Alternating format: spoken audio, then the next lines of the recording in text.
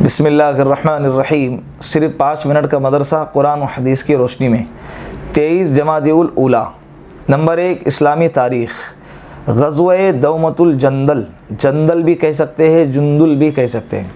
25 ربیع الاول 5 ہجری میں رسول اللہ صلی اللہ علیہ وسلم کو اطلاع ملی کہ شام کی سرحد سے قریب دومۃ الجندل کے مشرک قبائل نے قافلوں پر ڈاکے ڈال رکھے ہیں اور گزرنے والوں سے سامان لوٹ لیتے ہیں۔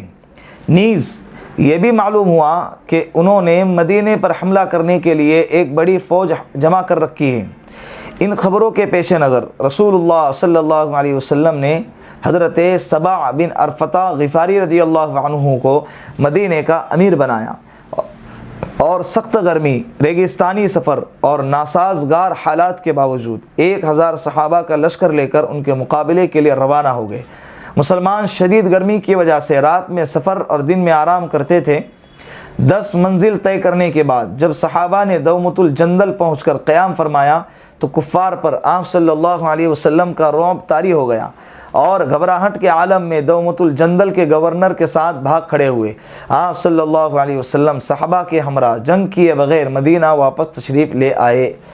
اللہ کے رسول صلی اللہ علیہ وسلم نے اپنے زندگی میں جو غزوات کیے ہیں ان کی تعداد روایتوں میں 27 بتائی گئی ہے، اور غزوہ اس کو کہتے ہیں جس جنگ میں آپ صلی اللہ علیہ وسلم بذات خود شریک ہوں، اس کو غزوہ کہتے ہیں۔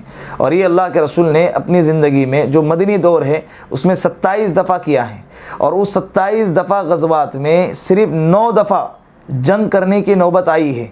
جو بقیہ جو تعداد ہے یہ بغیر جنگ لڑے اللہ رب العزت نے فتح عطا فرمائی ہے۔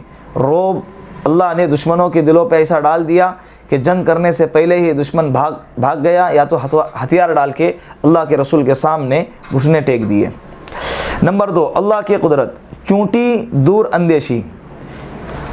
اللہ تعالیٰ کی چھوٹی سی مخلوق چونٹی کو دیکھو، قدرت نے اس کو اپنی غذا جمع کرنے کی کیسی حکمت سکھائی ہے۔ اپنی غذا جمع کرنے میں چونٹیاں آپس میں ایک دوسرے کا کس طرح تعاون کرتی ہے، اور سب آپس میں مل کر سخت گرمی اور سخت سردی کا اسٹاک جمع کر لیتی ہیں تاکہ اطمینان اور سکون سے اپنے سوراخوں میں بیٹھ کر کھایا کرے اور باہر نہ نکلنا پڑے۔ یہ کیسی دور اندیشی ہے، یہ سمجھ چونٹی کو کس نے دی؟ یقیناً اللہ نے دی۔ نمبر 3، ایک فرض کے بارے میں بیمار کی نماز۔ رسول اللہ صلی اللہ علیہ وسلم نے ارشاد فرمایا، نماز کھڑے ہو کر ادا کرو، اگر طاقت نہ ہو تو بیٹھ کر ادا کرو، اور اگر اس پر بھی قدرت نہ ہو تو پہلو کے بل لیٹ کر ادا کرو۔ بخاری شریف کی روایت۔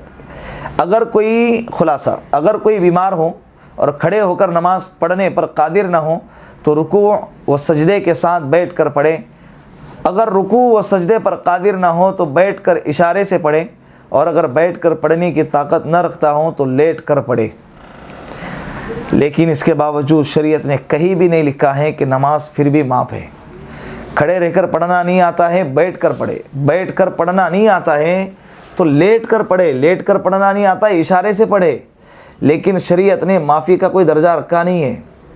آج ہم اتنے صحت مند رہنے کے باوجود، ہٹے کٹے رہنے کے باوجود، اٹھنے آتا ہے، بیٹھنے آتا ہے، سب کچھ کرنے کے باوجود ہم نمازیں نہیں پڑھتے ہیں۔ اللہ ہماری حفاظت فرمائے۔ نمبر 4، ایک سنت کے بارے میں، ہر نماز کے لیے وضو کرنا۔ حضرت انس رضی اللہ عنہ بیان کرتے ہیں کہ آپ صلی اللہ علیہ وسلم کی عادت شریفہ تھی کہ باوضو ہونے کے باوجود ہر نماز کے لیے تازہ وضو فرماتے، اور ہم لوگ کئی نمازیں ایک ہی وضو سے پڑھتے تھے۔ ابو داؤد شریف کی روایت۔ نمبر 5، ایک اہم عمل کی فضیلت، گناہوں کو معاف کرانے کی تسبیح۔ رسول اللہ صلی اللہ علیہ وسلم نے ارشاد فرمایا، زمین پر جو شخص بھی لا الہ الا اللہ واللہ اکبر ولا حول ولا قوت الا باللہ پڑھتا ہے تو اس کے تمام گناہ معاف ہو جاتے ہیں، خواہ سمندر کے جھاگ کے برابر ہو۔ ترمذی شریف کی روایت ہے۔ نمبر 6، ایک گناہ کے بارے میں دوزخ کے مستحق۔ رسول اللہ صلی اللہ علیہ وسلم نے ارشاد فرمایا، کیا میں تمہیں جہنمی لوگوں کے بارے میں نہ بتاؤں؟ ہر سخت مزاج، بد اخلاق اور تکبر کرنے والا جہنمی ہے۔ بخاری شریف کی روایت۔ نمبر 7، دنیا کے بارے میں، دنیا میں چین و سکون نہیں ہے۔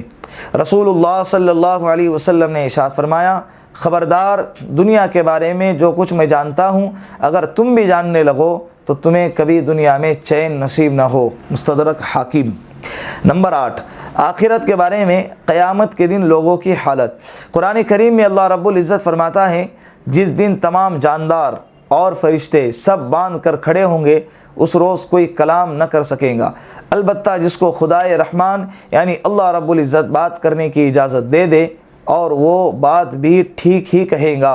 उस दिन का आना यकीनी है, जो शख्स चाहे अपने रब के पास ठिकाना बना ले। सूरह नबा। नंबर 9, तिब्बे नबवी से इलाज, जोड़ों के दर्द का इलाज करना। रसूलुल्लाह सल्लल्लाहु अलैहि वसल्लम ने इरशाद फरमाया, अंजीर खाओ। फिर उसकी अहमियत बताते हुए इरशाद फरमाया, अगर मैं कहता कि जन्नत से कोई फल उतरा है तो यही है, क्योंकि जन्नत के फलों में गुठली नहीं है और अंजीर का यही हाल है, लिहाजा इसे खाओ, इसलिए कि ये बवासीर को ख़त्म करता है और जोड़ों के दर्द में मुफीद है। कंजुल उम्माल। देखो, बहुत सारे लोग इस मर्ज़ में, इस बीमारी में मुब्तला हैं कि जोड़ों में दर्द होता है, हाथों के अंदर जो जोड़ होते हैं, पैरों में जो जोड़ होते हैं, इसमें जो दर्द होता है। इसी तरह बवासीर की बीमारियों के अंदर बहुत सारे लोग मुब्तला हैं, इसलिए कि आज के ज़माने में ग़िज़ाएँ इतनी ऐसी आई है कि जिसके खाने के बाद इंसान बहुत जल्दी इस बीमारी का शिकार हो जाता है।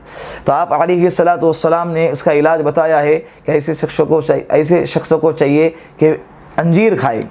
अंजीर फलों के शक्ल में भी आता है और ड्राई फ्रूट के शक्ल में भी आता है, जो सूखा होता है। दोनों में से जो आपको आसानी से दस्तयाब होता है वो हासिल करें और उसको खाने का मामूल बना ले। नंबर 10, कुरान करीम की नसीहत। कुरान करीम में अल्लाह रब्बुल इज़्ज़त फरमाते हैं, तुम्हारे रब ने फरमाया है कि मुझसे दुआ मांगो, मैं तुम्हारी दुआ कबूल करूँगा। बिलाशुबा जो लोग मेरी इबादत करने से एराज़ करते हैं वो अन करीब ज़लील होकर जहन्नम में दाखिल होंगे। सूरह मुमिन। अल्लाह रब्बुल इज़्ज़त इन बातों पर हम सबको अमल करने की तौफीक अता फरमाएँ।